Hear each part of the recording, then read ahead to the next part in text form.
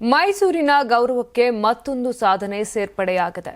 KSRTC Mysuru ನಗರ ಸಾರಿಗೆ ವಿಭಾಗಕ್ಕೆ ಕೇಂದ್ರ ಸರ್ಕಾರದಿಂದ 2025ರ award of excellence in urban transport ರಾಷ್ಟ್ರ ಪ್ರಶಸ್ತಿ ಲಭಿಸಿದೆ.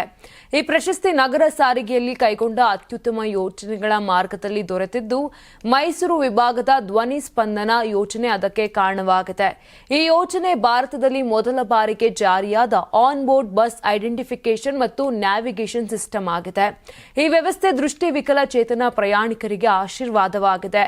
ಬಸ್ ಗುರುತಿಸುವುದು, ಪ್ರವೇಶದ ದಾರಿ ಕಂಡುಹಿಡಿಯುವುದು ಮತ್ತು ಸುರಕ್ಷಿತ ಪ್ರಯಾಣ ಮಾಡಲು ಧ್ವನಿ ಆಧಾರಿತ ಸೂಚನೆಗಳನ್ನು ಒದಗಿಸುತ್ತದೆ. ಇದರ ಫಲವಾಗಿ ಅವರ ಆತ್ಮವಿಶ್ವಾಸ ಮತ್ತು ಸಂಚಾರದ ಸ್ವಾತಂತ್ರ್ಯದಲ್ಲಿ ಮಹತ್ತರ ಬದಲಾವಣೆ ಕಂಡಿದೆ.